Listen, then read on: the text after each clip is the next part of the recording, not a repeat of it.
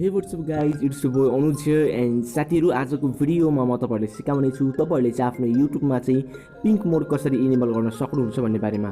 So without wasting any more time let's go for it. Whenever your heart is broken, don't ever forget you're golden. I will find a light. So साथीहरू तपाईँहरूले चाहिँ pink मोड आफ्नो युट्युबमा चाहिँ enable गर्नको लागि चाहिँ दुईवटा एप्लिकेसन चाहिँ आफ्नो डिभाइसमा चाहिँ डाउनलोड गर्नुपर्ने हुन्छ, जसको लिङ्क चाहिँ तपाईँले मेरो भिडियोको डिस्क्रिप्सनमा फाइन्ड गर्न सक्नुहुन्छ। सो तपाईँले चाहिँ मेरो भिडियोको डिस्क्रिप्सनलाई चाहिँ भिजिट गर्नुहोला र त्यहाँ भएको लिङ्कलाई चाहिँ कपी गरेर चाहिँ क्रोम ब्राउजरमा चाहिँ पेस्ट गर्नुहोला, किनभने तपाईँहरूले चाहिँ अरू ब्राउजरबाट चाहिँ डाउनलोड गर्न हल्का सम्भव छैन। सो क्रोम ब्राउजर चाहिँ तपाईँहरूले चाहिँ चुज गर्नुहोला र त्यहाँ गएर पेस्ट गर्नुहोला र गोमा क्लिक गर्नुहोला।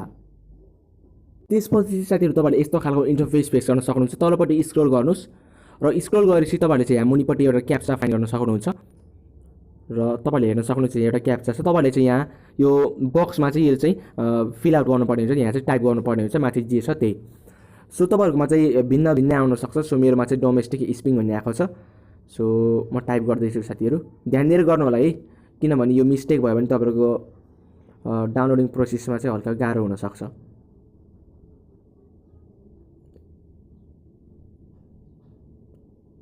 डोमेस्टिक SPYING है त, आई थिङ्क मिलेछ होला है।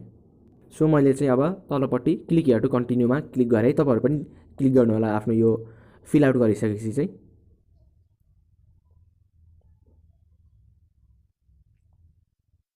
सो हेर्न सक्नुहुन्छ यहाँ लोडिङ हुँदैछ। सो साथीहरू तपाईँहरूले चाहिँ त्यो गर्ने बित्तिकै यस्तो खालको इन्टरफेस आउनेछ। 8 सेकेन्ड चाहिँ तपाईँहरूले चाहिँ वेट गर्नुपर्ने हुन्छ है।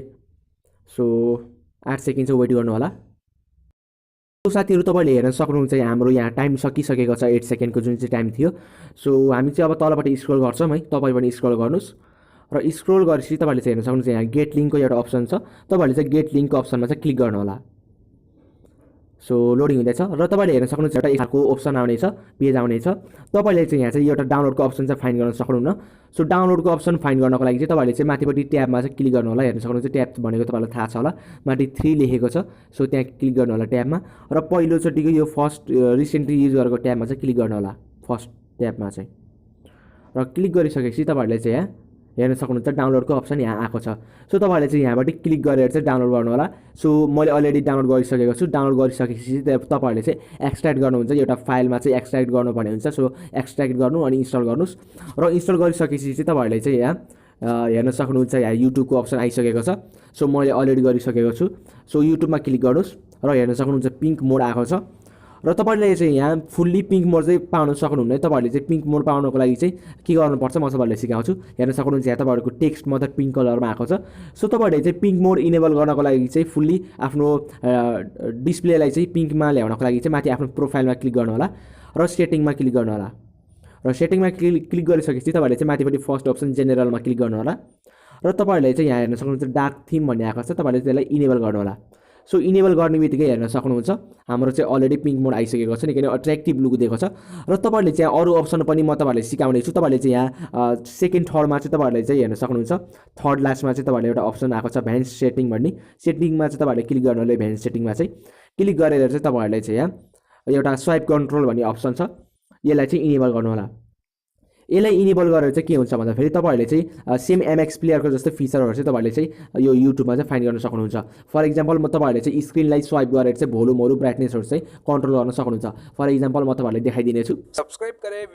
सो हेर्न सक्नुहुन्छ तपाईँहरूले चाहिँ यहीँबाट यसलाई चाहिँ इन्क्रिज र आउट सबै गर्न सक्नुहुन्छ साउन्डहरू चाहिँ।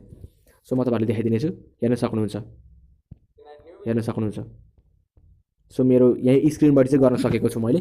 सो तपाईँहरूले पनि यसरी नै आफ्नो युट्युब मोडलाई चाहिँ पिङ्क मोडमा कन्भर्ट गरेर अनि सबै सेटिङहरू चाहिँ इनेबल गर्न सक्नुहुन्छ है त।